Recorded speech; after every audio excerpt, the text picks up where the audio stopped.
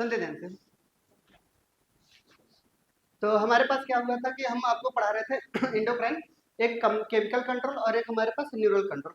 Chemical control में हमारे पास क्या था कि ये बहुत ही स्लो होता है बट लॉन्ग लास्टिंग होता है, और न्यूरल कंट्रोल क्या होता है, बहुत ही फास्ट होता है बट शॉर्ट ड्यूरेशन के लिए होता है। इतनी बात समझ में आ गई थी। हमने ये कहा था कि केमिकल कंट्रोल और न्यूरल कंट्रोल दोनों एक साथ वर्क करते हैं इंटीग्रेटेड मैनर में। किस मैनर में? इंटीग्रेटेड मैनर में। तो दूसरा पॉइंट आता है हमारे पास क्या, कि केमिकल कंट्रोल और न्यूरल कंट्रोल आपस में एक साथ वर्क करते हैं, इसलिए इनको हमने क्या बोला, ये इंटीग्रेटेड मैनर में वर्क करते हैं। किस मैनर में वर्क करते हैं? इंटीग्रेटेड मैनर में वर्क कर रहे हैं। दूसरा पॉइंट हमने आपको ये बताया था कि अब धीरे धीरे हम हार्मोन के बारे में हम जानकारी लेना चाहते हैं। हार्मोन के बारे में हमने 4 पॉइंट आपको समझाया था। पहला ये समझाया था कि ये नॉन न्यूट्रिएंट है। दूसरा, ये इंटरसेलुलर मैसेंजर की तरह काम कर रही है। तीसरा हमने क्या बताया था ना, तीसरा ये नहीं था। थर्ड बताइए। लो मॉलिक्यूलर वेट था और सिक्रेटिन लेस क्वांटिटी। ठीक है, तो यानी हमने ये कहा था कि हमारे पास ये 4 पॉइंट आपको याद होने चाहिए। उसका एक एक्सेप्शन बताया था। एक्सेप्शन में क्या था, एचसीजी एक ऐसा हार्मोन था जो कि लार्ज अमाउंट में क्या होता है, एक्सेस अमाउंट में निकलता है और यूरिन के रास्ते, जो कि हमारे ग्रेविडेक्स टेस्ट में काम आते हैं। क्लियर? ये एक इंपॉर्टेंट क्वेश्चन में आया है। ठीक है, एचसीजी से क्वेश्चन उठे हैं। ठीक है, आप उसको ध्यान से करिएगा। दूसरा पॉइंट हमने ये कहा है कि डायरेक्ट पूछा गया है, which of the following hormone is secreted in excess amount. ठीक है, तो कौन से एक्सेस अमाउंट में है, तो ये हमें एससीजी याद रखना है। क्लियर? फिर दूसरा पॉइंट हमने आपको ये बताया, ग्लैंड के बारे में बताया। ग्लैंड एक तरीके का मॉडिफाइड टिश्यू होता है जो हमारे पास कई सारे न्यूरल टिश्यूज मिल करके बनाते हैं, और उसी को हम शायद न्यूरो सेक्रेटरी सेल्स भी बोलते थे। याद आ रही है? फिर हमने ये कहा था कि वही मिलकर के क्या बनाते हैं, ग्लैंड बनाते हैं, और ग्लैंड ही हार्मोन का सिक्रेशन करता है, और यही हार्मोन आगे चल करके क्या करता है, इंटरसेलुलर मैसेंजर की तरह एक्ट करता है। क्लियर? और ये नॉन न्यूट्रिएंट बताया। ये सारे शब्द याद रखने हैं आपको। क्लियर? फिर हमने ये कहा कि एंडोक्राइन ग्लैंड के बारे में और एक्सोक्राइन ग्लैंड के बारे में, मिक्स ग्लैंड के बारे में, हेटेरोक्राइन ग्लैंड के बारे में बताया हमने। हमने ये कहा कि अगर किसी भी ग्लैंड का हार्मोन का सिक्रेशन ब्लड में हो रहा है तो एंडोक्राइन ग्लैंड, अगर किसी स्पेशल डक्ट के थ्रू हो रहा है तो एक्सोक्राइन ग्लैंड, और अगर कोई भी ग्लैंड इंडोक्राइन के साथ साथ कुछ अलग फंक्शन कर रही है तो क्या बोलेंगे, हेटेरोक्राइन ग्लैंड बोलेंगे। और एक टाइप का हेटेरोक्राइन ग्लैंड ही होता है बट उसके साथ साथ वो एक्सोक्राइन भी फंक्शन अगर कर रही है तो उसे हम क्या बोलेंगे, मिक्स ग्लैंड। बोली बात सही है? फिर दूसरा पॉइंट आता था, इनके एग्जाम्पल के बारे में बताया था। एग्जाम्पल आपको याद होने चाहिए सारे के सारे आपके टिप पर। ठीक है, एग्जाम्पल ही याद रखने हैं हमें। इस चैप्टर में 2 ही चीज याद रखनी है, पहला ग्लैंड का नाम, दूसरा उनके एग्जाम्पल, तीसरा उनसे होने वाली डिजीज। डिजीज याद रखनी है। ठीक है, यानी यही 3 पॉइंट अगर आपको याद हो जाते हैं तो ये आप पूरा चैप्टर आपको अच्छे समझ में आएगा। क्लियर? कैसे एक्शन करता है, किस तरीके से वर्क करता है, अगर कम होगा या ज्यादा होगा तो क्या इफेक्ट डालेगा हमारी बॉडी के ऊपर, ये सब के सब आपके होने चाहिए। फिर हमने आपको ये बताया था कि नेचर ऑफ हार्मोन, थर्ड यही था हमारा next topic. Nature of hormone में हमने ये बताया था कि हार्मोन का नेचर अलग अलग हो सकता है। ठीक है, कई सारे प्रोटीन नेचर के भी होते हैं, कई सारे स्टेरॉयड नेचर के भी होते हैं, कई सारे हमारे पास कह सकते हैं कि आइडोथायरोनिन नेचर के हो सकते हैं, और कई सारे हमारे पास अमीनो एसिड के डेरिवेटिव हो सकते हैं। क्लियर? सभी के एग्जाम्पल आपके टिप पे होने चाहिए कि स्टेरॉयड हार्मोन के कौन कौन से एग्जाम्पल, 5 एग्जाम्पल हमने बताए थे। याद आ रही है? फिर उसके बाद हमने हाइपोथैलेमस के हार्मोन, पिट्यूटरी के हार्मोन, रिलैक्सिन, एचपीएल, एचसीजी, ये सब के सब प्रोटीन हार्मोन बताए थे। फिर उसके बाद हमने बताया था आइडोथायरोन की थायरोक्सिन हार्मोन जो आपको बताई गई थी। फिर उसके बाद आता है अमीनो एसिड के डेरिवेटिव, एक ट्रिप्टोफैन के डेरिवेटिव और एक टायरोसिन के डेरिवेटिव आपको याद होने चाहिए। क्या मेरी बात समझ में आ रही है? फिर उसके बाद हमने आपको बताया था कि ये नेचर अगर समझ में आ गया तो हार्मोन का एक्शन मुझे आराम से समझ में आएगा। ठीक है, हमने ये बताया था कि हमारी जो प्लाज्मा मेम्ब्रेन होती है किसी भी सेल्स की, वो हाईली सॉल्युबल होती है किससे, लिपिड से, और जितने भी लिपिड सॉल्युबल होंगे वो इजीली हमारे मेम्ब्रेन से डिफ्यूज कर जाते हैं, और जो इजीली हमारे पास डिफ्यूज नहीं हो पा रहे हैं जाहिर सी बात है वो इनसॉल्युबल होगा। क्लियर? प्रोटीन हमारे पास कैसे होते हैं, इनसॉल्युबल होते हैं, इसलिए ये हमारे प्लाज्मा मेम्ब्रेन से क्रॉस नहीं कर पाएंगे, और जब हमारे प्लाज्मा मेम्ब्रेन से क्रॉस नहीं कर पाएंगे तो प्लाज्मा मेम्ब्रेन के ऊपर एक रिसेप्टर प्रेजेंट होता है, मेम्ब्रेन बाउंड रिसेप्टर, वही उनको लेकर के जाने का काम करता है, और यही सेकेंडरी मैसेंजर क्या करता है, बनाता है। ठीक है, सेकेंड मैसेंजर का काम कौन कर रहा है हमारे पास, यही रिसेप्टर हार्मोन कॉम्प्लेक्स कर रहे हैं। क्लियर? नेक्स्ट पॉइंट आता है हमारे पास क्या, कि ये जितने भी हार्मोन कॉम्प्लेक्स होते हैं, क्लियर, हाईली स्पेसिफिक होते हैं। 2 तरीके के होते हैं हार्मोन रिसेप्टर। क्लियर? एक होता है इंटरसेलुलर, एक होता है इंट्रासेलुलर। इंटरसेलुलर का मतलब अगर कोई किसी सरफेस पे पाया जा रहा है तो इंटरसेलुलर, और अगर प्लाज्मा मेम्ब्रेन के अंदर पाई जा रही है यानी या तो इनसाइड द साइटोप्लाज्म या तो इनसाइड द न्यूक्लियोप्लाज्म, ठीक है। न्यूक्लियोप्लाज्म या न्यूक्लियो साइटोप्लाज्म के अंदर पाए जा रहे हैं तो ये क्या कहलाएंगे, इंट्रासेलुलर। क्लियर। फिर हमने ये कहा था स्टेरॉयड वाले क्या होते हैं, स्टेरॉयड हमारे जितने भी हार्मोन होते हैं वो लिपिड सोलुबल होते हैं। कैसे होते हैं, लिपिड सोलुबल होते हैं, और लिपिड सोलुबल होने की वजह से ये हमारे प्लाज्मा मेम्ब्रेन से इजीली डिफ्यूज हो जाते हैं, और ये डिफ्यूज होकर के डायरेक्ट साइटोप्लाज्म में या फिर न्यूक्लियोप्लाज्म में जाकर के हमारे जीनोम के अंदर चेंजेस लाते हैं, और जीनोम अगर हमारा चेंज हुआ तो डीएनए चेंज होगा, डीएनए चेंज होगा तो आरएनए चेंज होगा, आरएनए चेंज होगा तो प्रोटीन चेंज होगा, और अगर हमारी प्रोटीन चेंज हुई तो हमारा कैरेक्टर भी चेंज हो जाएगा, और यही कैरेक्टर क्या होता है, फिजियोलॉजिकल इफेक्ट देता है। समझ आई बात है। कई बार अगर हमें लगे कि आपका चेहरा बदला बदला लग रहा है, आपका रहन सहन बदला बदला लग रहा है, तो कोई अगर आपसे पूछता है क्या हुआ आजकल बहुत बदले बदले लग रहे हैं, तो आप क्या बताओगे, डायरेक्ट हार्मोन रिसेप्टर आया न्यूक्लियोप्लाज्म के अंदर और ये हमारे जीनोम को धीरे धीरे चेंज कर रहा है, और यही फिजियोलॉजिकल इफेक्ट ला रहा है। बात समझ आ रही है बात, अरे बोलिए, यहीं तक हुआ था। नेक्स्ट टॉपिक क्या था, नेक्स्ट टॉपिक कुछ नहीं चल रहा था, कुछ याद दिलाओ क्या था, फीडबैक मैकेनिज्म। चलिए हेडिंग डालते हैं, फीडबैक मैकेनिज्म।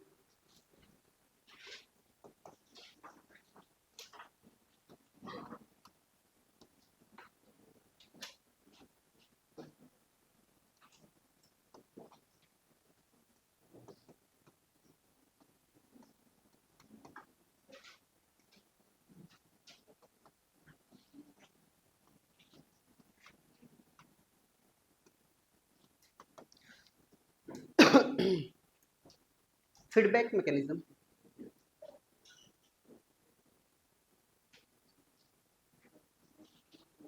समझा फीडबैक मैकेनिज्म का मतलब, जैसे कि अगर हम काम कर रहे हैं, मैं अच्छा काम कर रहा हूं या बुरा काम कर रहा हूं या हमें अपने काम में सुधार लाना है, तो क्या आप लोग फीडबैक देते हो, बोली बात सही है। फीडबैक में आप हमें ये बताते हो कि सर थोड़ा आप स्लो पढ़ाइए, थोड़ा बड़ा लिखिए, थोड़ा छोटा लिखिए, या फिर ये सारे सजेशन रिमार्क में लिखते होंगे, क्या मेरी बात सही है। यानी अगर किसी भी टीचर के लिए मैं बोल रहा हूँ, अगर आप हमारे लिए फीडबैक लिख रहे हैं तो कई बार आप हमें क्या करते हैं कि बहुत बड़ा दिल भी बना करके देते हैं, कई लोगों को हमने देखा है, 2-3 लोगों को, ठीक है। यानी क्या है कि इससे ये पता चल रहा है कि हमारा काम जो चल रहा है वो सही चल रहा है, ठीक है। या फिर कभी भी सुधार करने की जरूरत होती है तो कोई बच्चा कहता है कि 2 पॉइंट, 1 पॉइंट, 3 पॉइंट जो भी दे देता है, हमें समझ में आता है कि इस बेचारे को समझ में नहीं आ रहा है। या फिर अगर कोई 5 स्टार दे रहा है तो हमें ये सेटिस्फाई होता है कि चलो हमारा जो पढ़ाया हुआ है उसको पूरी तरीके से समझ में आ रहा है। या फिर हमारे अंदर कोई सुधार लाना होता है तो आप लोग डायरेक्ट रिमार्क में लिख देते हैं कि सर थोड़ा फास्ट न पढ़ाइए, थोड़ा स्लो न पढ़ाइए, थोड़ा अच्छा से लिखिए, आपकी हैंडराइटिंग नहीं समझ में आती, ये नहीं समझ में आता, ये कई सारी चीज़ें आप बताते हैं। फीडबैक में यही होता है। अब आपके ही फीडबैक से हम अपने आप को क्या करेंगे, सुधारेंगे। क्लियर। यही होता है हार्मोन का। हार्मोन हमारा क्या कर रहा है कि काम अच्छे से कर रहा है कि नहीं कर रहा है, यही फीडबैक मैकेनिज्म समझाता है हमें। क्लियर। बट फीडबैक को हम गलत तरीके से समझते हैं कई लोग, जैसे कई बार ये भाई साहब हमें मान चलते हैं गलती से या फिर बहुत ही इनको नहीं समझ आया, ये 0 पॉइंट लिख दिया, बहुत ही घटिया पढ़ाता है, ऐसे ऐसा लिख दिया। इसका मतलब ये नहीं है कि हम इनका जाकर के विरोध करेंगे, तुमने हमें ऐसा क्यों कहा, तुम्हारी हिम्मत कैसी होती है, ये कैसी होती है, ये कभी कभी नहीं कहा। पूछिए क्यों, क्योंकि हमें क्या करना है कि फीडबैक मैकेनिज्म हमें ये बताता है कि आप किस तरीके से वर्क कर रहे हैं, और यही आपको आगे कैसे करना है, ये आप फीडबैक देंगे। तो 2 तरीके के फीडबैक होते हैं। क्लियर। फीडबैक कितने तरीके के, 2 तरीके के, एक पॉजिटिव फीडबैक और एक नेगेटिव फीडबैक मैकेनिज्म। कितने तरीके के फीडबैक मैकेनिज्म, 2 तरीके के फीडबैक मैकेनिज्म होते हैं, एक पॉजिटिव और एक नेगेटिव। पॉजिटिव में क्या होता है, ध्यान समझेंगे, पॉजिटिव में क्या होता है, यहीं पे लोग कंफ्यूज होंगे। पॉजिटिव में क्या होता है कि अगर कोई भी फीडबैक मैकेनिज्म, अगर हार्मोन निकला और उस हार्मोन के निकलने से अगर आपका कोई काम हो रहा है, तो आप उस हाइपोथैलेमस या कहीं से भी जो हार्मोन निकल रहा है उसको आप फिर से मैसेज करेंगे, क्या बोलेंगे, क्या बोलेंगे कि थोड़ा और निकालिए, ठीक है, क्योंकि मजा आ रहा है। यानी जिस हार्मोन के निकलने से आपको अच्छा लग रहा होगा या आपके वर्क बहुत इफिशियंटली वर्क कर रहे होंगे, आपकी बॉडी फंक्शन अच्छे से वर्क कर रही होगी, तो आप उस हाइपोथैलेमस को क्या संदेश पहुंचाएंगे कि आप थोड़ा और निकालिए क्योंकि इसकी और जरूरत है। समझ रहे मेरी बात? निगेटिव में क्या होता है? निगेटिव में क्या होता है, अगर कोई भी हार्मोन निकला और उसको ले जाकर के हमने क्या किया, निगेटिव फीडबैक दिया कि आपका सिक्रीशन क्या हो जाए, लो कर दीजिए, यानी बढ़ते हुए सिक्रीशन को क्या कर रहा है, वो घटा रहा है, तो ये क्या कहलाएगा, निगेटिव फीडबैक। बोली बात सही है? चलिए, अगर कोई भी हार्मोन अगर कम निकल रहा है, क्या निकल रहा है, बहुत ही कम निकल रहा है, कम निकलने पर अब ये कैसा फीडबैक देगा, पॉजिटिव या निगेटिव? ज्यादा निकालना है उसे और हार्मोन को, पॉजिटिव या निगेटिव? पॉजिटिव, क्योंकि और ज्यादा निकालना है ना। गलत है, यही बात तो समझना था। अगर पॉजिटिव फीडबैक और निगेटिव फीडबैक अगर आप नहीं समझ पाए तो यही हमने बोला ना अभी कि अगर हमारे हार्मोन अगर कम निकल रहे हैं, फिर से वो ले जाकर के हाइपोथैलेमस को मैसेज भेज रहा है कि थोड़ा बढ़ा करके निकालिए, इसका मतलब आपको ये कतई नहीं समझना ये पॉजिटिव है, इसका भी मतलब ये है निगेटिव ही है। जो भी काम हो रहा है उसका अपोज करना, निगेटिव फीडबैक। अगर हार्मोन ज्यादा निकल रहा है तो कम सिक्रेट कराओ, और कम निकल रहा है तो ज्यादा सिक्रेट कराओ, उस चीज का अपोज करना। केमिकल काइनेटिक्स में सर ने आपको एक चीज पढ़ाई होगी, ली चैटलियर प्रिंसिपल, यानी कोई भी अगर हमारे पास रेट ऑफ रिएक्शन अगर ए है, ये बी है, ये आपस में कन्वर्ट हो रहे हैं हमारे पास आगे चल करके सी में, ये रिएक्शन की डायरेक्शन यानी रेट और डायरेक्शन दोनों, मैं दोनों चीजें बोल रहा हूँ, दिशा और दशा। दशा का मतलब होता है रेट और दिशा का मतलब होता है डायरेक्शन, यानी इस रिएक्शन की डायरेक्शन किस बेसिस पे डिपेंड करेगी, ये प्रोडक्ट पे डिपेंड करेगी। अगर ज्यादा प्रोडक्ट बन गया, अगर प्रोडक्ट ज्यादा हो गया तो ये रेट ऑफ रिएक्शन कहाँ की तरफ जाएगी, बैकवर्ड की तरफ जाएगी। सेम यही फीडबैक बताता है, अगर किसी भी हार्मोन का लेवल अगर बहुत ज्यादा बढ़ जाए तो वो निगेटिव फीडबैक देता है। क्लियर? तो पहले फीडबैक मैकेनिज्म को अच्छे से लिखते हैं ना, लिख लिख करके आराम समझेंगे, एग्जाम्पल से अभी आपको समझाएंगे, अभी तो मैं बता रहा हूँ, अभी एग्जाम्पल समझाऊंगा, दोनों के एग्जाम्पल, ठीक है, फीडबैक के भी, पॉजिटिव के भी और निगेटिव के भी। क्लियर? हमारे सिलेबस में बेसिकली क्या होता है, मैक्सिमम जितने भी हार्मोन होते हैं वो निगेटिव फीडबैक के होते हैं। कैसे फीडबैक के होते हैं, मैक्सिमम निगेटिव के होते हैं, कुछ पॉजिटिव होते हैं, कुछ क्या हम एक बता देंगे, आपको समझ में आ जाएगा सारी चीजें। क्लियर? चलिए, फीडबैक मैकेनिज्म में लिखेंगे, resultant of hormone reaction,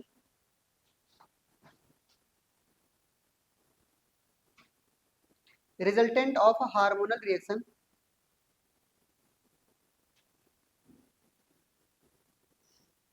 hormonal reaction, ठीक है, comma, if product of reaction,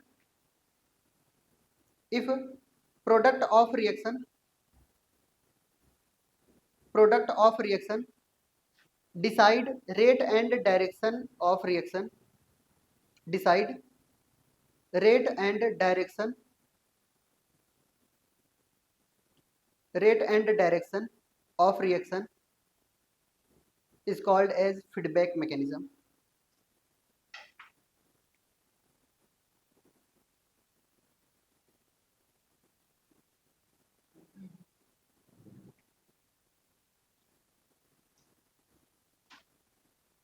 positive feedback mechanism, ठीक है। अब बात आती है कि फीडबैक मैकेनिज्म दो तरीके की होती है हमारे पास, कितने तरीके के बताए, दो तरीके के। एक होता है हमारे पास निगेटिव फीडबैक मैकेनिज्म, एक होता है हमारे पास कैसे, निगेटिव फीडबैक मैकेनिज्म, और एक होता है हमारे पास कैसे, पॉजिटिव फीडबैक मैकेनिज्म।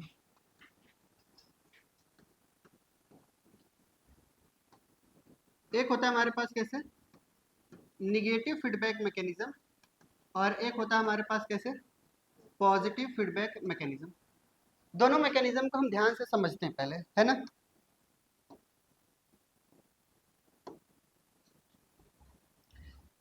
पहले निगेटिव वाले को समझे, बोलिए। चलिए हम निगेटिव वाले को समझते हैं। पहले हमने ये कहा कि हमारे पास एक ग्लैंड है, उस ग्लैंड का नाम है हाइपोथैलेमस। उस ग्लैंड का क्या नाम है? हाइपोथैलेमस। इस हाइपोथैलेमस से कुछ हार्मोन निकलते हैं, और जितने भी हार्मोन निकलते हैं हाइपोथैलेमस से, उन सब हार्मोन को हम रिलीजिंग हार्मोन बोलते हैं। क्या बोलते हैं? रिलीजिंग हार्मोन बोलते हैं या फैक्टर बोलते हैं। क्लियर? कई कई जगह पे आपको रिलीजिंग हार्मोन लिखा रहेगा, हार्मोन की जगह पे फैक्टर लिखा रहेगा। यानी यहाँ से कोई भी जो भी हार्मोन निकलेगा वो हम मान चलते हैं कि एंटीरियर पिट्यूटरी पे जाएगा। कहाँ पे जाएगा बताइए? एंटीरियर पिट्यूटरी पे ये हार्मोन गया, ये स्टिमुलेट किया किसको? एंटीरियर पिट्यूटरी पे। क्यों? क्योंकि हाइपोथैलेमस का कंट्रोल कौन है? पिट्यूटरी कंट्रोल कर रहा है। ठीक है, सॉरी, पिट्यूटरी का कंट्रोल हाइपोथैलेमस। पिट्यूटरी ग्लैंड को हम मास्टर ग्लैंड बोलते हैं, और उनके पिताजी का कौन है? हाइपोथैलेमस। तो मास्टर ऑफ मास्टर ग्लैंड क्या है? हाइपोथैलेमस। मास्टर ग्लैंड कौन है? पिट्यूटरी। समझ आई बात? अब यहां से मान चलते एक हार्मोन ये अलग जा करके किसी एक ग्लैंड पे काम करेगा। पिट्यूटरी क्या करता है? किसी दूसरे ग्लैंड के ऊपर कंट्रोल करता है, तभी तो मास्टर बोला गया। हम मान चलते हैं कि इनका कंट्रोल एक थायराइड ग्लैंड है। एक ग्लैंड क्या है बताइए? थायराइड है। तो ये थायराइड ग्लैंड हमने बनाया, ये हमारे पास थायराइड ग्लैंड है, इनका एक्शन इन पे किया। ठीक है, और थायराइड ग्लैंड से एक हार्मोन निकलती है, उस हार्मोन के बारे में भी हम बताएंगे। उस हार्मोन का नाम है थायरॉक्सिन। उस हार्मोन का नाम क्या है बताइए? थायरॉक्सिन। क्लियर? यानी ये जो थायराइड ग्लैंड है, थायराइड ग्लैंड ने क्या निकाला? Thyroxine under the influence of anterior pituitary. और एंटीरियर पिट्यूटरी एक हार्मोन निकाली होगी तभी तो ये गया। इस हार्मोन का नाम है थायराइड स्टिमुलेटिंग हार्मोन। क्या नाम है इनका? एंटीरियर पिट्यूटरी ने थायराइड ग्लैंड पर इसको स्टिमुलेट किया होगा तभी तो ये हार्मोन निकाला, इसलिए इनको बोला थायराइड स्टिमुलेटिंग हार्मोन। क्लियर? और यहाँ से इनको कौन बोला होगा निकालने के लिए? इनके पिताजी। और हमारे हाइपोथैलेमस से जितने भी हार्मोन निकलते हैं वो कैसे हार्मोन कहलाते हैं? रिलीजिंग। तो इनको हमने बोला thyroid stimulating hormone, releasing factor या हार्मोन, रिलीजिंग फैक्टर या हार्मोन। क्लियर? अब ये जो थायरॉक्सिन है, ये हमारी मेटाबॉलिक रेट को क्या करता है? बढ़ाने का काम करता है, ये मेंटेन करने का काम करता है। किसका काम करता है बताइए? यानी ये आगे चल करके ये हमारे जो बीएमआर होते हैं, बेसल मेटाबॉलिक रेट, उनको मेंटेन करता है। क्या कर रहा है बताइए? इनको मेंटेन कर रहा है, बीएमआर को ये मेंटेन करता है। क्लियर? ये बॉडी मेटाबॉलिक रेट को इंक्रीज कर रहा है। अगर खुदा ना खास्ता अगर हमने ये कहा कि अगर हाइपोथैलेमस का लेवल अगर हमने बढ़ा दिया गलती से, अगर इनका लेवल अगर हमने क्या किया? बढ़ा दिया। चलिए बढ़ा रहे हैं हम, अलग पेन से बना दे रहे हैं। ठीक है, अगर हमने ये कहा कि अगर इनकी वैल्यू को हमने क्या किया? इंक्रीज किया, तो क्या इनकी भी वैल्यू इंक्रीज कर जाएगी? बोलिए, जब इनकी वैल्यू इंक्रीज करेगी तो क्या इनका लेवल भी इंक्रीज करेगा क्या? बोलिए, ऑटोमेटिक ये हमारा बीएमआर क्या होगा? बढ़ जाएगा। बोलिए, तो ये जो बढ़ा है, अब ये इनके पास संदेश लेकर के जाएगा, और ये इनके पास संदेश लेकर के जाएगा, दोनों के पास लेकर के जा सकता है। क्लियर? ये इनके पास संदेश लेकर के जाएगा और बोलेगा ऐसा क्या हमने खता कर दी जो इतना ज्यादा बढ़ा रहे हो। ठीक है, तो ये मैसेज देंगे भैया थोड़ा कम करिए, आप कुछ ज्यादा बढ़ा रहे हो। ठीक है, तो यानी ये दो तरीके के मैसेज लेकर के गए। एक जो डायरेक्ट पिताजी के पास चले गए, उनको हम बोलते हैं डायरेक्ट फीडबैक। क्या बोलते हैं? डायरेक्ट। यानी इनको हमने क्या बोला? ये डायरेक्ट बोल दिया इनको। और कुछ हमारे पास आए तो इनको हमने क्या बोल दिया? इनडायरेक्ट। जैसे अगर इनसे कोई शिकायत है तो ये हमसे बोलेंगे ना, कि हमारे पापा से पहुंच जाएंगे कि पापा आपका बेटा सही से पढ़ा नहीं पाता है, थोड़ा पीटिए पाटिए। अच्छा हुआ पापा के पास गए। क्लियर? मम्मी के पास गए होते तो हम बचते ना। ठीक है भाई, तुम हमारी मम्मी को जानते नहीं हो। क्लियर? रूह कांप जाएंगे मिलोगे एक बार। तो यानी क्या है कि हमारे पास कि ये जितने भी पॉइंट हमने आपको बताए हैं, क्लियर, तो ये बीएमआर को डायरेक्टली लेकर के गया एक बार हमारे पास हाइपोथैलेमस से, या तो फिर एक बार पिट्यूटरी के पास। क्लियर? ये क्या लेकर के गया? डायरेक्ट निगेटिव लेकर के जा रहा है ना। ये संदेश क्या पहुंचा रहा है भैया कि थोड़ा कम करिए ना वैल्यू को। निगेटिव फीडबैक तो दे रहा है, बट किस तरीके का फीडबैक दे रहा है बताइए? एक डायरेक्ट निगेटिव फीडबैक और एक कैसा होता है बताइए? इनडायरेक्ट निगेटिव फीडबैक दे रहा है। इतनी बात समझ में आई? अब ये निगेटिव देगा तो ये अपना लेवल क्या करेंगे बताइए? ये अपना लेवल क्या करेंगे? डिक्रीज करेंगे। जब ये डिक्रीज करेंगे तो ये भी अपना लेवल डिक्रीज करेंगे, ये डिक्रीज करेंगे तो ये भी अपना लेवल डिक्रीज करेंगे, और ये डिक्रीज हुआ तो ये भी अपने आप क्या हुआ? डिक्रीज हुआ ना। ये है निगेटिव। ये तो चीज सबको समझ में आती है, जो दूसरा मैं समझाने जा रहा हूं वो नहीं समझ में आएगी। जैसे किसी भी कारणवश, डरा देता है माइक ना। चला गया क्या माइक? आवाज नहीं जा रही बिल्कुल? पीछे से माइक वाले को बुला दो भैया, कैमरामैन को।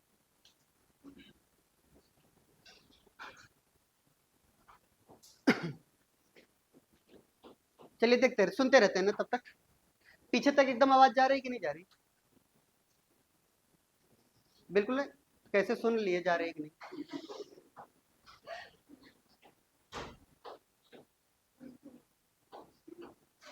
बेटा तेरा टीचर बहुत स्मार्ट है, ठीक है। हाँ, सुनते ध्यान से। अब ये हमने ये कहा कि हमारे पास ये जो थायरॉक्सिन है, ये बीएमआर की बात हो गई। अगर हमने ये कहा किसी कारणवश, हमने क्या बोला? किसी भी कारणवश अगर हम मान चलते हैं, किसी भी कारणवश इनका हाइपोथैलेमस से टीएसएच का लेवल अगर घट गया, क्या हो गया बताइए? घट गया। तो एंटीरियर पिट्यूटरी की से टीएसएच का भी लेवल क्या होगा? घट जाएगा। फिर थायरॉक्सिन का भी लेवल क्या होगा? धीरे धीरे घट जाएगा। तो बीएमआर भी हमारा क्या होगा? घट जाएगा। फिर बीएमआर अगर घटा तो क्या संदेश जाएंगे? क्लियर? संदेश गए। अब ये क्या करेंगे? इनको बढ़ाने का काम करेंगे। तो एक कैसे फीडबैक बताइए? डायरेक्ट, और एक कैसा हमारे पास? इनडायरेक्ट। क्लियर? ये डायरेक्ट जा रहे हैं, कैसे लाएंगे? पॉजिटिव या निगेटिव? पॉजिटिव या निगेटिव? निगेटिव ही लाएंगे। घटे हुए को बढ़ा रहे हैं, इसका मतलब ये नहीं करना, इसको पॉजिटिव मत कर दीजिएगा। समझ बात? सेकेंड लॉ समझे हो कि नहीं कभी भी? न्यूटन का सेकेंड लॉ क्या है? चलो फर्स्ट लॉ बताओ। कोई भी ऑब्जेक्ट जहां पर रहना चाहता है तो उसी में रहने की कोशिश करेगा ना। इनर्सिया जिसे कहते हैं। सेम यही बात ये भी कर रहा है कि भैया जब हमारा सब कुछ चल रहा था, क्यों घटा दिए आप? ठीक है, आप बढ़ाइए, यानी उसका अपोज कर रहा है। अपोज के लिए हम किसका साइन लगाएंगे? निगेटिव का। यही लोगों की गलतियां होती है, और लोग हमारे कपार पे आके चढ़ जाते हैं कि ये कैसे कर दिया। घटे हुए को बढ़ा रहा है, इसका मतलब पॉजिटिव नहीं करेंगे, ठीक है। फिर भी अपोज ही कर रहा है घटने का, ठीक है। तो यानी हमारे पास क्या है कि पॉजिटिव फीडबैक नहीं करके इसको निगेटिव ही करना है। ये है निगेटिव फीडबैक। चलिए लिखेंगे। If normal value of hormone, if normal value of hormone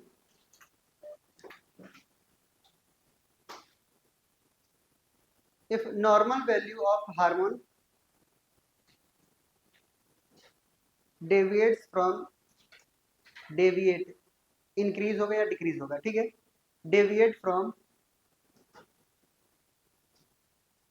deviate bracket में लिख लीजिएगा, इंक्रीजेज या decreases.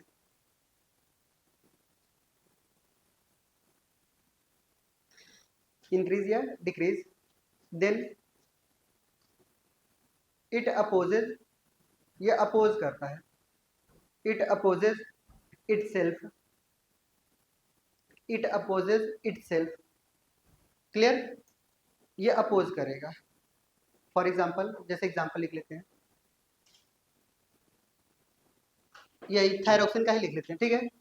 If thyroxine hormone, if thyroxine hormone increases, अगर थायरोक्सिन हार्मोन इंक्रीज कर रही है, ध्यान समझिएगा, इफ थायरोक्सिन हार्मोन क्या कर रही है, इंक्रीज कर रही है, ठीक है, तो ये क्या करेगी, इनहिबिटरी इफेक्ट डालेगी कि नहीं डालेगी, क्लियर। और अगर हमारे पास डिक्रीज करेगी तो कैसी इफेक्ट डालेगी, स्टिमुलेटरी इफेक्ट डालेगी।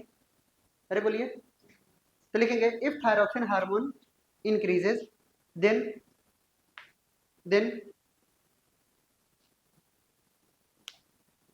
inhibitory effect, then inhibitory effect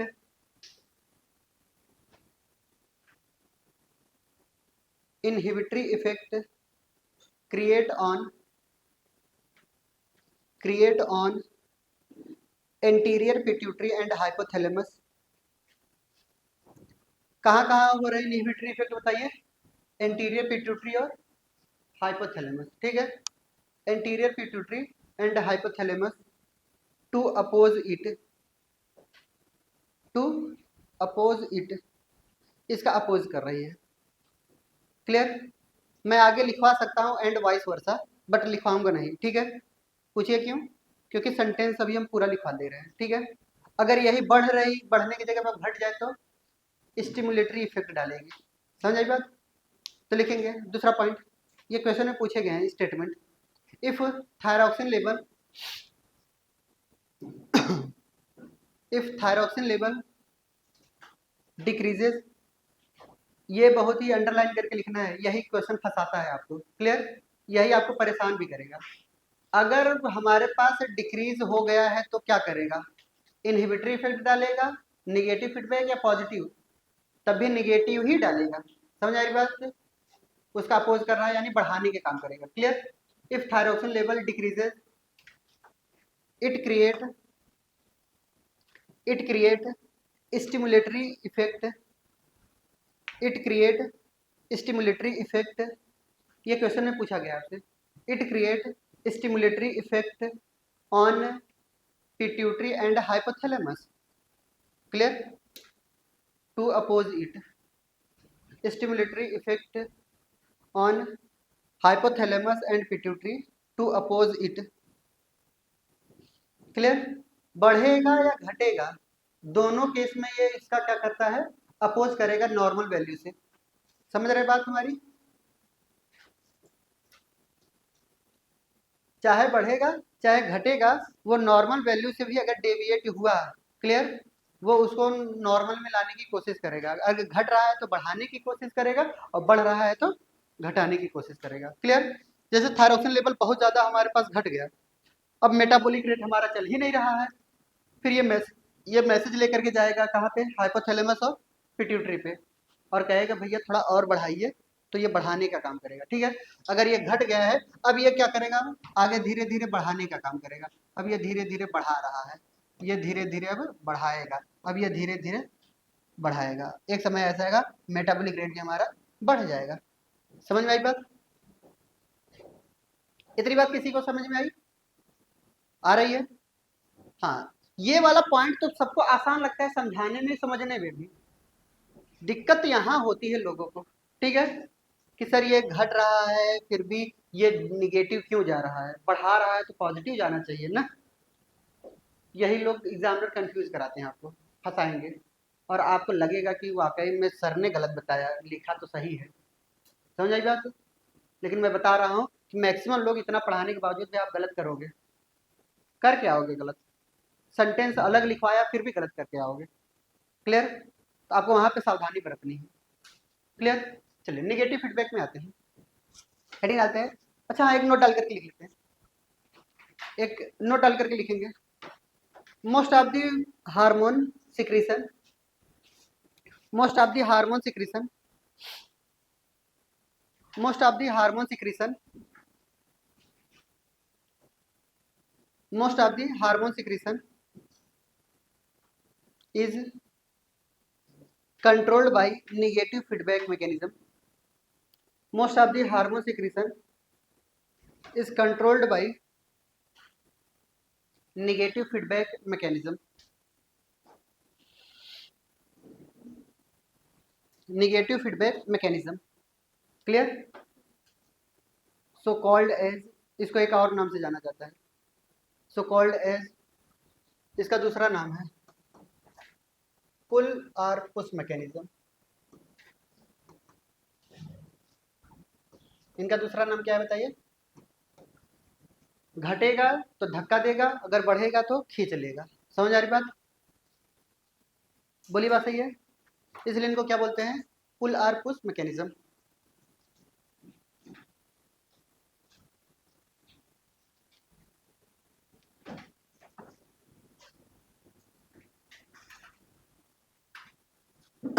हो गया? चलिए, हेडिंग हो गया हमारे पास positive feedback mechanism. Positive feedback mechanism समझा है? पॉजिटिव फीडबैक मैकेनिज्म को चलिए देखते हैं पॉजिटिव फीडबैक मैकेनिज्म क्या है। हमने ये कहा कि हमारे पास ये एक हाइपोथैलेमस है, फिर से वही, ये हमारे पास क्या है? हाइपोथैलेमस है। हाइपोथैलेमस से क्या होता है कि यहाँ पर ये कंट्रोल करती है किसको? हाइपोथैलेमस बताइए। पिट्यूटरी को। तो हम मान चलते हैं पोस्टीरियर पिट्यूटरी है ये। कैसी पिट्यूटरी है बताइए? पोस्टीरियर पिट्यूटरी है। पोस्टीरियर पिट्यूटरी से सिर्फ और सिर्फ दो ही हार्मोन निकलते ही है, एक एडीएच निकलता है और एक ऑक्सीटोसिन निकलता है। क्लियर?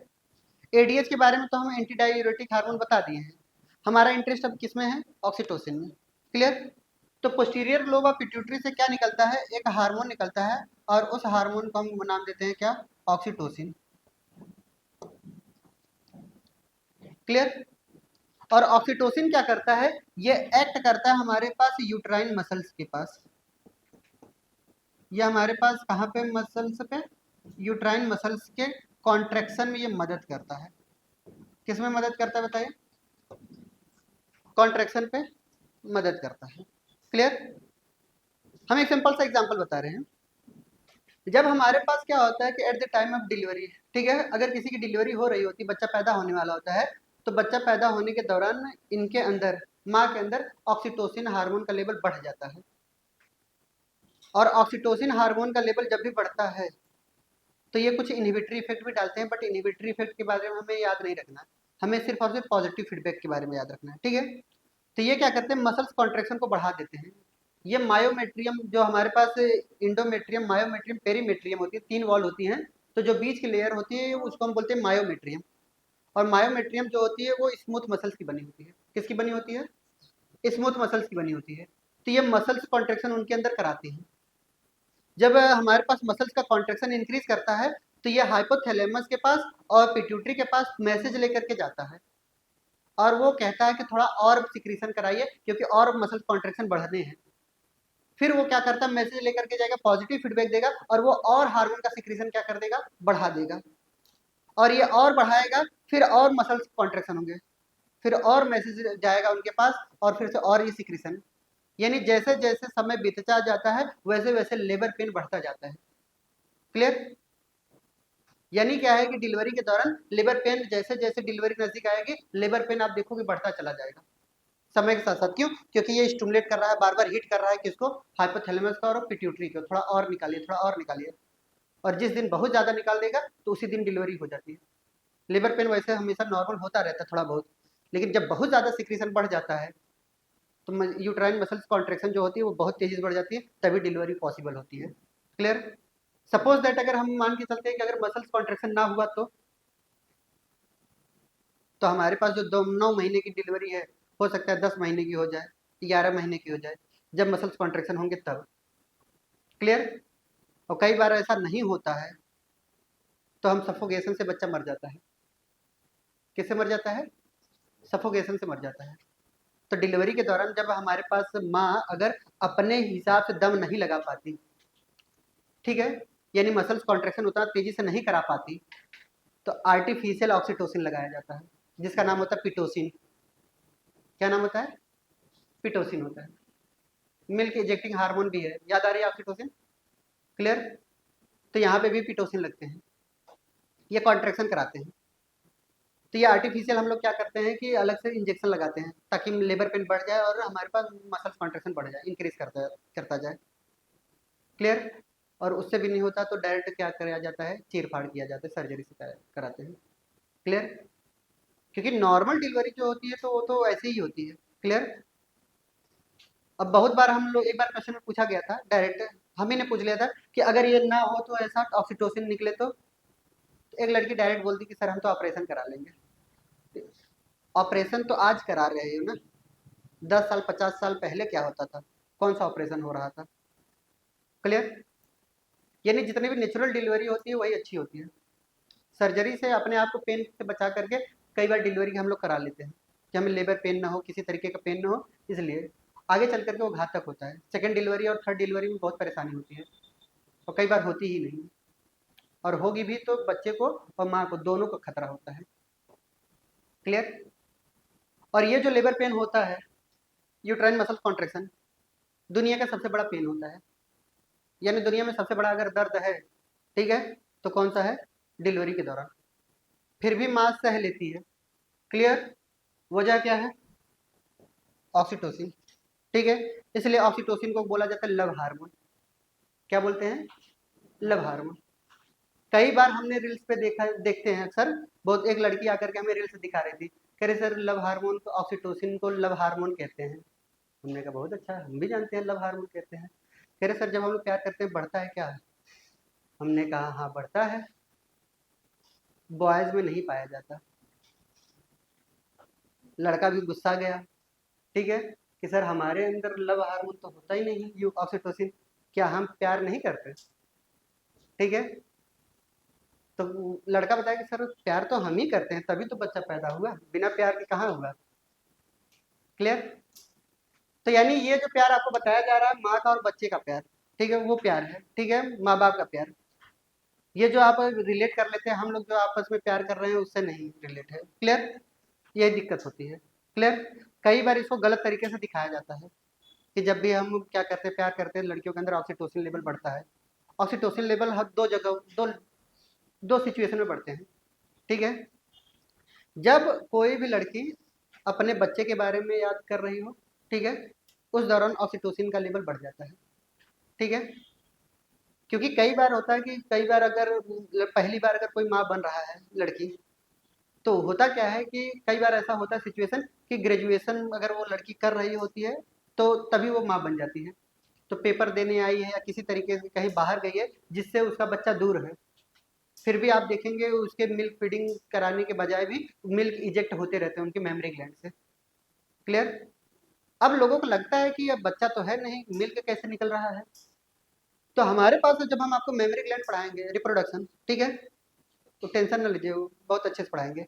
तो मेमोरी ग्लैंड से लेकर के पूरा का पूरा जब तक निप्पल तक मिल्क आता है under the control of hormone. किसके कंट्रोल में होता है? हार्मोन के। निप्पल से अगर हमारे पास मिल्क बाहर आ रहा है, न्यूरल कंट्रोल हो जाता है वहाँ पे। इसलिए कहा जाता है chemical control and neural control work together as a endocrine system, sorry integrated manner. यानी हमारे मेमोरी ग्लैंड में मिल्क का फॉर्मेशन हुआ, मिल्क के फॉर्मेशन से लेकर के निप्पल तक पहुंचना मिल्क का, वो किसके कंट्रोल में है? हार्मोनल कंट्रोल में। निप्पल से बाहर निकलना, हमारी बॉडी से बाहर निकलना, जब तक हमारा दिमाग नहीं चाहेगा। जब कोई भी माँ अपने बच्चे के बारे में सोचती है तब निप्पल से मिल्क इजेक्ट होते हैं। क्लियर? और कई बार अपने पसंदीदा मर्द के साथ बैठी रहती है तभी उसको अच्छेपन का एहसास होता है, तभी ऑक्सीटोसिन वहाँ रिलीज होता है। क्लियर? आप साथ में बैठे रहोगे फिर भी होगा। ठीक है, ऐसे सिचुएशन में निकलते हैं हमारे पास। क्लियर? तो यानी क्या है कि हाइपोथैलेमस से पोस्टीरियर पिट्यूटरी से ऑक्सीटोसिन। क्लियर? ऑक्सीटोसिन क्या हुआ अगर हमारे पास, अगर हमने ये कहा कि अगर ऑक्सीटोसिन का लेवल अगर हमने क्या किया, बढ़ाया, तो मसल्स कॉन्ट्रेक्शन हमारे क्या हुए, बढ़े। फिर ये किसको देंगे मैसेज? दोनों लोगों को मैसेज देंगे। और ये कैसा फीडबैक होगा? पॉजिटिव फीडबैक होगा। कैसा फीडबैक होगा? पॉजिटिव फीडबैक होगा। और ये कैसा पॉजिटिव फीडबैक होगा? पॉजिटिव फीडबैक होगा। क्लियर? और कैसा पॉजिटिव का मतलब क्या है? अब क्या होगा, बढ़ेगा कि घटेगा? और बढ़ाएंगे ये और बढ़ाने की कोशिश करेंगे, ये और बढ़ाने की कोशिश करेंगे, समय समय बढ़ता जाएगा तो ये लेवल और बढ़ता चला जाएगा। ठीक है, ये लेवल और बढ़ता चला जाएगा, ये लेवल पे और बढ़ता चला जाएगा। क्लियर? ये है बात, समझ में आई बात किसी को? ये है हमारे पास पॉजिटिव फीडबैक। जल्दी करिए, लिखेंगे resultant of hormonal reaction, resultant of hormonal reaction, hormonal reaction further stimulate. अगर कोई भी हार्मोन रिएक्शन का प्रोडक्ट है, रिजल्ट है, वो फर्दर स्टिमुलेट कर रहा है, ठीक है, फर्दर स्टिमुलेट मोर सिक्रीशन, मोर सिक्रीशन, और ज्यादा सिक्रीट करने के लिए, ठीक है, that is positive feedback mechanism, that is positive feedback mechanism. Bracket में लिख लीजिएगा नेवर अपोज। समझ आ रही बात? ये कभी भी अपोज नहीं करेगा, बल्कि और साथ देगा। क्लियर? Never oppose. हो गया? इतनी ज्यादा कहानी लिखवाने की जरूरत नहीं है, ठीक है, ये लिखवाने की जरूरत नहीं है। During child birth secretion of oxytocin result in more contraction in uterine muscles, और ये फर्दर स्टिमुलेट करता है पोस्टीरियर पिट्यूटरी को और ज्यादा सिक्रेट करने के लिए। क्या ये लिखवाएंगे? नहीं, ठीक है, आप समझदार हैं, लिख लेंगे ना यहाँ बनाने। अब हेडिंग डालते हैं हमारे पास कुछ एक अच्छे से टॉपिक के बारे में। पहला टॉपिक है type of hormone, type of hormone.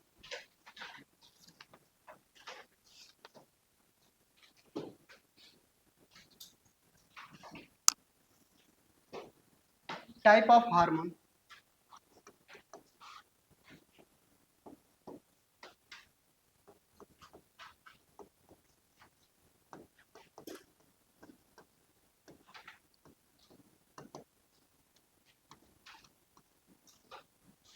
Type of hormone.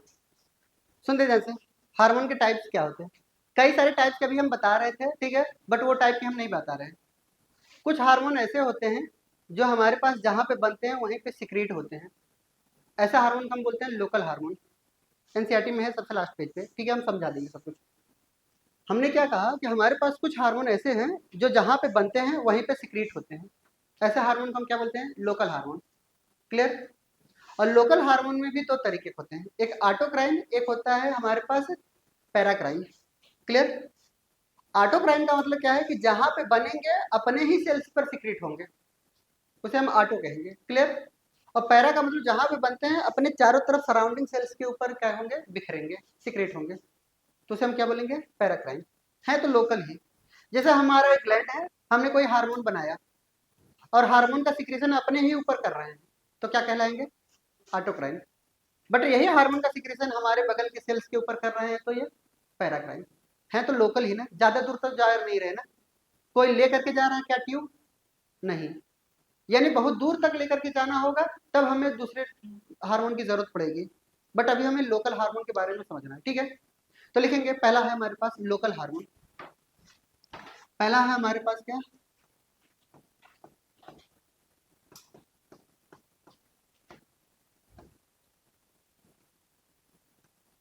Local hormone. Local hormone की डिफिनेशन लिखेंगे, hormone which act on, hormone which act on, which act on nearby cells, nearby cells, nearby cells where they synthesize। जहां पे वो बनेंगे वहीं पे secretion हो रहे हैं, ठीक है, वहीं पे ये एक्ट कर रहे हैं। क्लियर? अब लोकल हार्मोन हमारे पास कितने तरीके के बोला हमने आपसे? दो तरीके के बोले हैं, ठीक है। एक हमारे पास कैसे? ऑटोक्राइन, और एक आता है हमारे पास क्या? पैराक्राइन। क्लियर? एक है हमारे पास क्या? ऑटोक्राइन, एक हमारे पास क्या है? पैराक्राइन। ऑटोक्राइन का मतलब हमने क्या बताया अभी? जहां पे बनेंगे खुद की ही सेल्स पर एक्ट करेंगे। क्लियर? तो लिखेंगे हमारे पास act on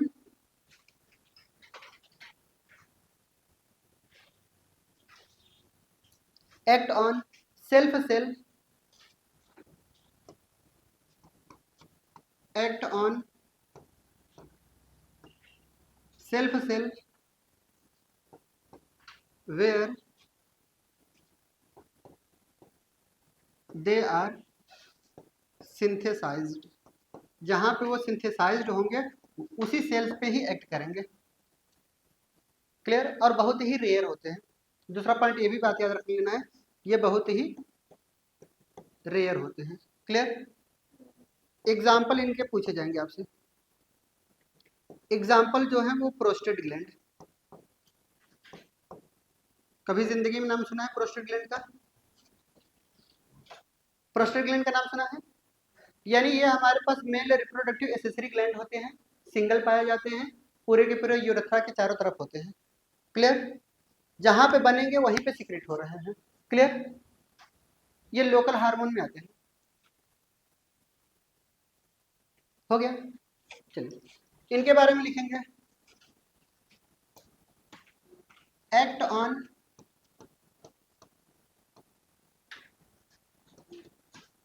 on surrounding sales. Clear? ये कहाँ पे हो रहा है बताइए? सराउंडिंग सेल्स पे, और ये बहुत ही कॉमन है, मोर कॉमन।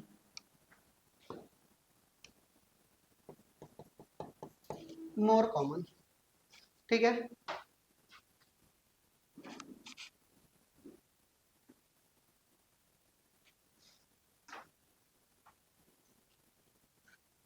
समझाएं? सुन ले ध्यान से। इसका एग्जांपल क्या है? पेनक्रियाज के पास तीन तरीके की सेल्स होती हैं, एक alpha cells, beta cells and delta sales. याद आ रही है? तो जो डेल्टा सेल्स होती है हमारे पास पेनक्रियाज की, वो बनती कहाँ पे है? पेनक्रियाज में ही, ठीक है? डेल्टा सेल्स पे ही बनेंगी, बट वो एक्ट करती हैं किस पे? हमारे अल्फा सेल्स पे और बीटा सेल्स पे। डेल्टा सेल्स ने क्या बनाया? सोमेटोस्टेटिन एक हार्मोन है, ठीक है, जो हमारे पास ग्रोथ हार्मोन को रोकने का काम करती है। क्लियर? तो सोमेटोस्टेटिन जो रिलीज हो रही है हमारे पास डेल्टा सेल से रिलीज हो रही है, विच एक्ट ऑन कहाँ पे? Alpha cells. और आपने एक नाम सुना होगा पेनक्रियाज के अंदर, islets of Langerhans, endocrine part of pancreas, ये उनके ऊपर एक्ट करती है। 5 स्टार लगा करके एग्जाम्पल लिखेंगे, ठीक है? डेल्ट ऐसे लिखेंगे,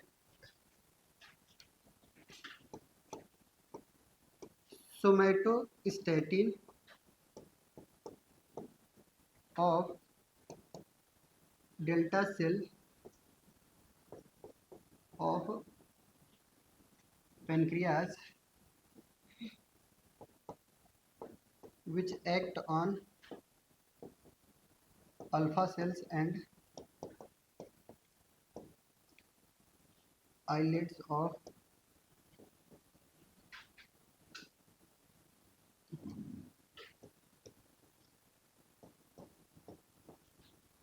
Langerhans। ठीक है?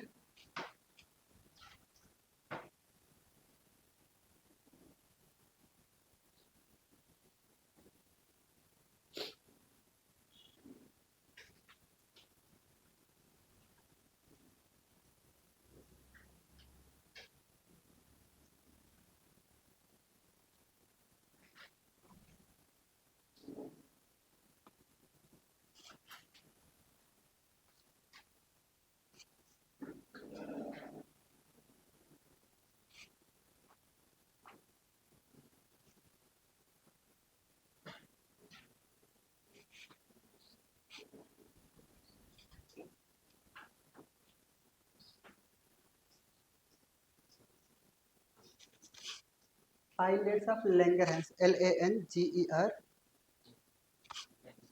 एंड ये ISLET, ठीक है, ऑफ लैंगरहैंस।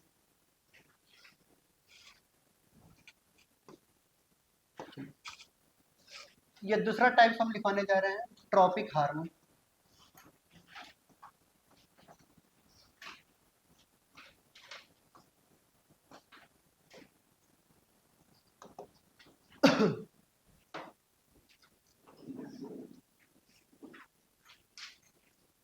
ट्रॉपिक हार्मोन के बारे में समझाएं, सुन रहे हैं? ट्रॉपिक हार्मोन क्या है? जैसे कुछ हार्मोन ऐसे होते हैं जो जहां से निकलेंगे बट किसी दूसरे इंडोक्राइन ग्लैंड के ऊपर एक्ट करते हैं। क्लियर? जैसे पिट्यूटरी ग्लैंड से हमारे पास कौन सा हार्मोन निकल रहा था? टीएसएच निकल रहा था, थायराइड स्टिमुलेटिंग हार्मोन। यानी पिट्यूटरी ग्लैंड से निकलने वाला हार्मोन कहाँ पे गया? थायराइड ग्लैंड पे। थायराइड भी एक तरीके का क्या है? इंडोक्राइन ग्लैंड है। यानी टीएसएच क्या हुआ? किस तरीके का हार्मोन? Tropic hormone. समझ आई बात? यानी कुछ हार्मोन ऐसे होते हैं जहां पे बनते हैं, वहां से निकलने के बाद किसी दूसरे इंडोक्राइन ग्लैंड के ऊपर एक्ट करते हैं, उसको हम क्या बोलेंगे? Tropic hormone. ठीक है, तो लिखेंगे the hormone which act on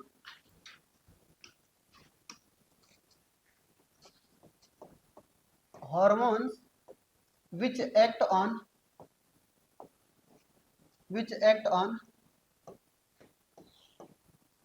other endocrine gland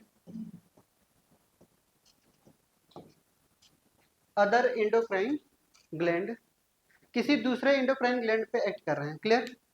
other endocrine gland and regulate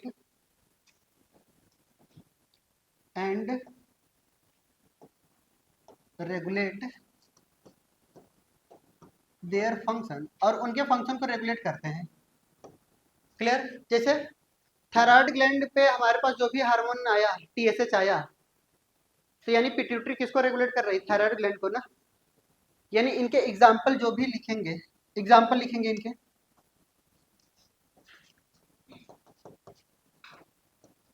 all gland all hormones of anterior lobe of pituitary, anterior lobe of pituitary के सभी हार्मोन। ठीक है, पिट्यूटरी एक्सेप्ट ग्रोथ हार्मोन। कैसे hormone? Anterior lobe से growth hormone निकलते हैं, और ये जो ग्रोथ हार्मोन हैं, क्लियर, उनको छोड़ करके बाकी सभी के सभी कैसे हैं बताइए? सभी के सभी कैसे होंगे? ट्रॉपिक हार्मोन होंगे। ग्रोथ हार्मोन कभी भी ट्रॉपिक हार्मोन नहीं है। क्लियर? एग्जाम्पल में सबसे पहला एग्जाम्पल हमारे पास आता है एफएसएच, दूसरा आता है हमारे पास एलएच, तीसरा आता है हमारे पास MSH, TSH, ACTH, PRL. Follicle stimulating hormone, luteinizing hormone, melatonin stimulating hormone, और thyroid stimulating hormone, adrenocorticoid thyroid thyroxine hormone, और पीआरएल प्रोलैक्टिन हार्मोन। ठीक है, ये सभी के सभी हार्मोन के फुल फॉर्म हम अभी लास्ट में जब पिट्यूटरी ग्लैंड पढ़ाएंगे तभी आएगा। क्लियर? अभी सिर्फ इसका और सिर्फ शॉर्टकट में नाम लिखेंगे। क्लियर? हो गया? ये ट्रॉपिक हार्मोन थे। नेक्स्ट हेडिंग डालेंगे हमारे पास releasing hormone. Releasing hormone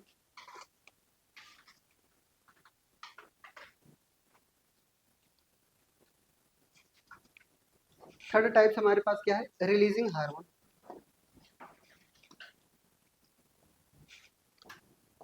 third है हमारे पास रिलीजिंग हार्मोन। आपको तो अंदाजा लग गया होगा रिलीजिंग हार्मोन कौन है। रिलीजिंग हार्मोन में कौन आएंगे? सभी के सभी हाइपोथैलेमस वाले। क्लियर? यानी ऐसे हार्मोन जो रेगुलेट करते हो द फंक्शन ऑफ कौन से हार्मोन के? ट्रॉपिक हार्मोन के फंक्शन को रेगुलेट करते हैं, उनको हम क्या बोलेंगे? ठीक है, रिलीजिंग हार्मोन। तो लिखेंगे the hormone the hormone which regulate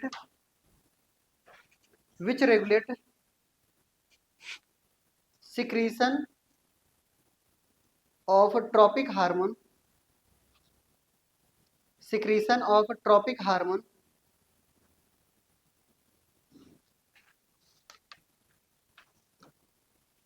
ठीक है, बस और क्या? Releasing hormone called as releasing hormone. Example लिखेंगे हॉर्मोन्स ऑफ हाइपोथैलेमस। इनके एग्जाम्पल क्या है हमारे पास? इनके एग्जाम्पल क्या है? Hormone of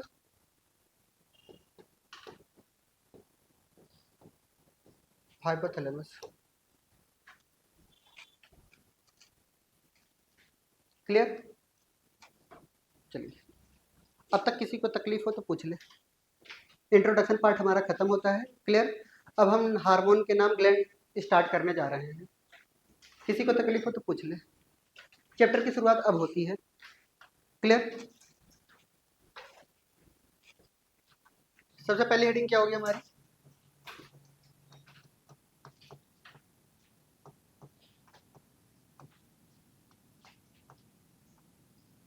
hypothalamus.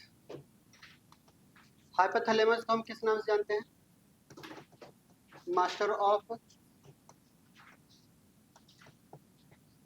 Master gland. Clear? आप छोटे मोटे ग्लैंड हैं, हम आपके मास्टर हैं। हमारा भी तो कोई ना कोई मास्टर होगा ना, जिसके कंट्रोल में हम हो। बोली बात सही है? हो सकता है कि हम आपको डांट रहे हो या फिर आप हमारे कंट्रोल में हैं। ऐसा कोई भी पर्सन होगा जो हमने कंट्रोल किया होगा। क्लियर? यानी ये क्या है कि हाइपोथैलेमस सभी ग्लैंड को कंट्रोल कर रहा है पिट्यूटरी, और पिट्यूटरी को कंट्रोल कर रहा है कौन? हाइपोथैलेमस। इसलिए मास्टर ऑफ मास्टर ग्लैंड कहलाता है ये। ठीक है? या कई बार इनको मास्टर ऑफ ऑर्केस्ट्रा भी बोलते हैं। ठीक है? कई सारी चीजें एक साथ मैनेज कर रहा है ये। सेकंड पॉइंट हमें ये समझ आना चाहिए कि हाइपोथैलेमस को बनाए कैसे। क्लियर? ध्यान से देखेंगे, हाइपोथैलेमस का डायग्राम हम बना रहे हैं। यहाँ पे हमने ये हाइपोथैलेमस बनाया। ये हमारे पास क्या है? हाइपोथैलेमस। इसको मैंने लिखा यहाँ पे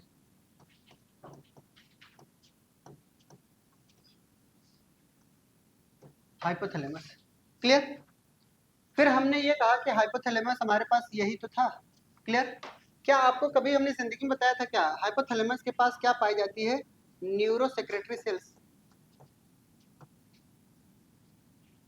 नहीं याद आएगी, हम बता रहे हैं क्या।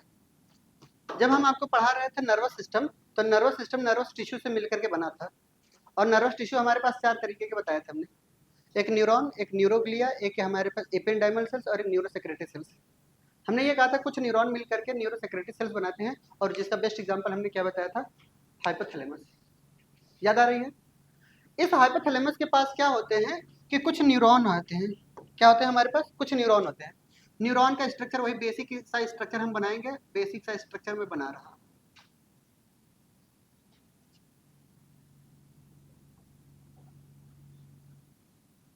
क्लियर? ये बेसिक सा स्ट्रक्चर है हमारे पास न्यूरॉन का।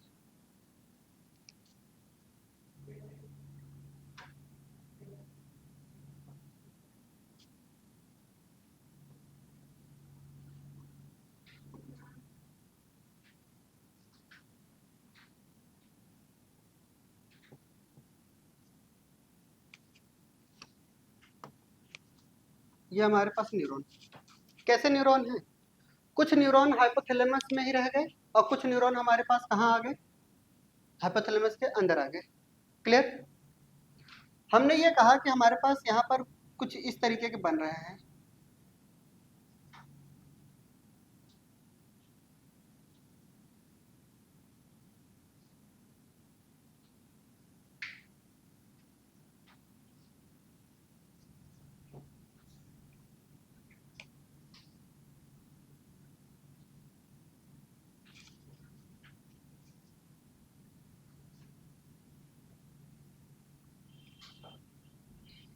क्लियर?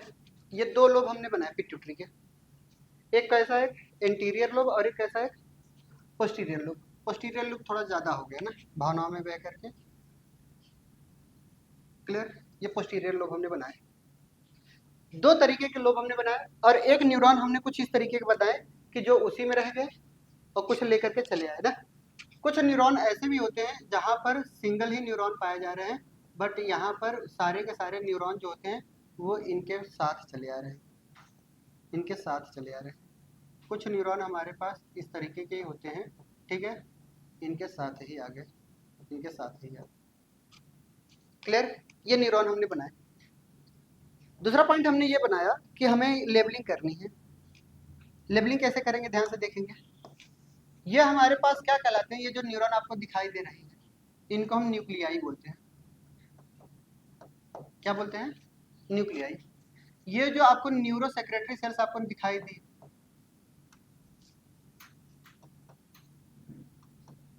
जो न्यूरो सेक्रेटरी सेल्स का कलेक्शन आपको दिखाई दिया है, इसको हमने क्या नाम दिया बताइए? न्यूक्लियाई बोले। क्लियर? फिर हमने यहाँ पे ये जो बोल रहे हैं आपको, यहाँ पे दो तरीके के बोल रहे हैं हम आपको, दो लोग नजर आते हैं। इसको हम बोलते हैं न्यूरो हाइपोफाइसिस। क्या बोलते हैं? Neuro hypophysis. ये हमारे पास इंटीरियर लोब ऑफ पिट्यूटरी है। इंटीरियर लोब ऑफ पिट्यूटरी, इनको हम क्या बोलते हैं? Interior lobe of pituitary. ये बेसिकली दो लोगों से मिलकर के बने हैं। कितने लोगों से? दो लोगों से मिलकर बने हैं। ये जो आपको नजर आता है इसको हम बोलते हैं पार्स डिस्टेलिस। इस लोब को हम क्या बोलते हैं? Pars distalis. ठीक है। और यहाँ पे जो आपको दिखाई दे रहा है इस रीजन को हम बोलते हैं पार्स इंटरमीडिया।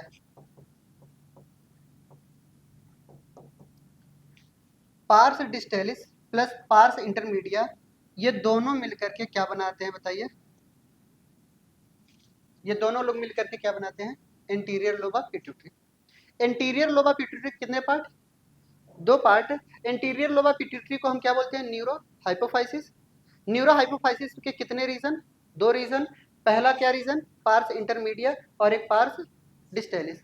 ये दोनों लोग मिलकर के इंटीरियर लोब ऑफ पिट्यूटरी को बना रहे हैं। इसमें किसी को तकलीफ नहीं। दूसरा पॉइंट हमने ये कहा कि ये इनको हम बोलते हैं एडिनो हाइपोफाइसिस। इनको हम क्या बोलते हैं?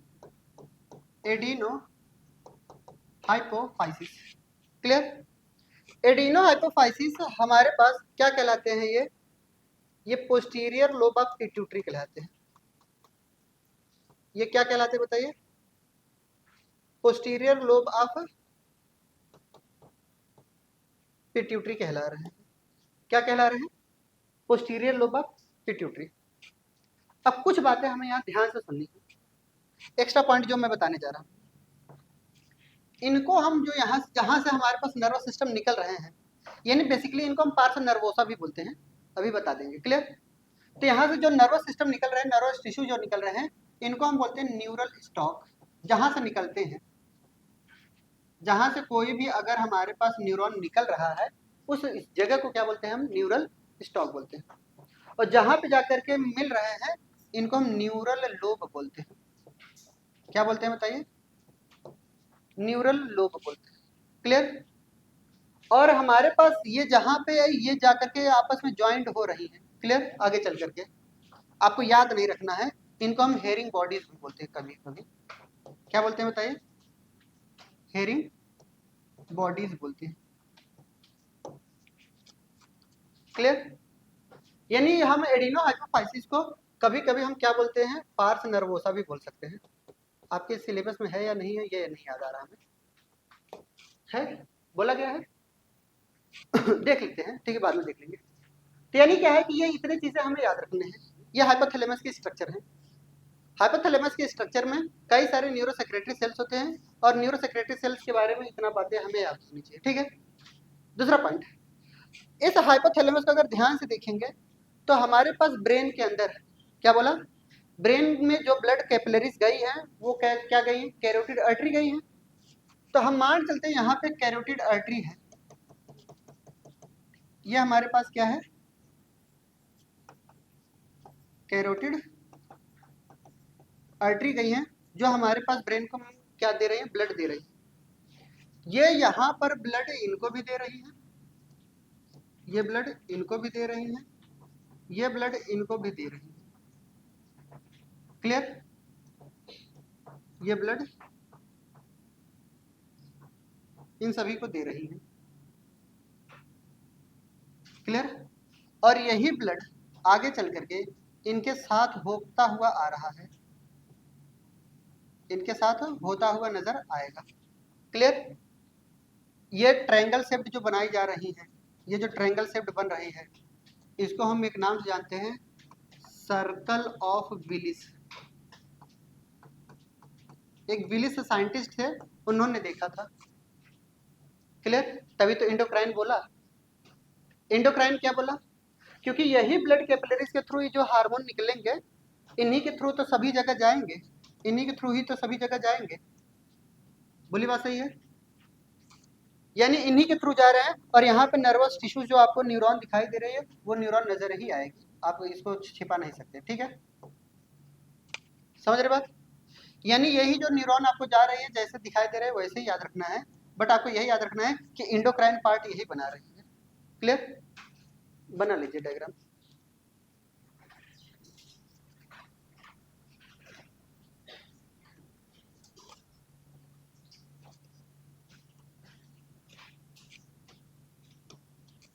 यही हाइपोफाइजियल नर्व बनाती है। क्या बनाती है?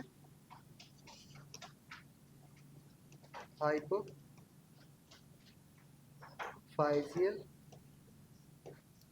Portal vein. क्लियर?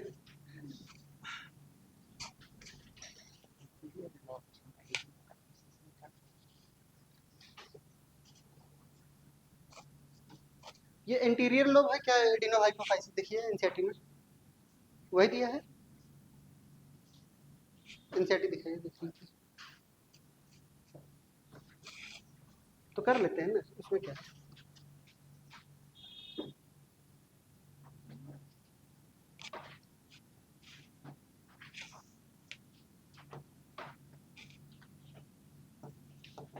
इसको एडिनो हाइपोफाइसिस कर लेते हैं।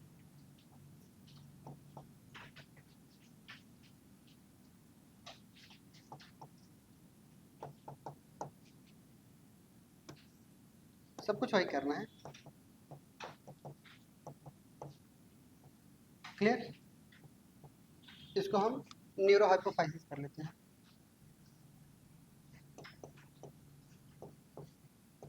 और सही है।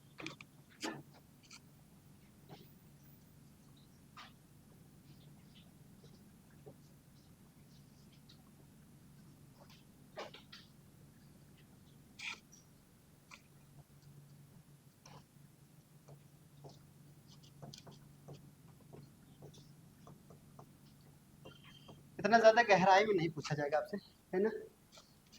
सर्कल ऑफ विलिस जो होती हैं, ये हमारे पास कैरोटिड आर्टरी ही बना रही है। ठीक है, आज के लिए इतना ही करते हैं ना।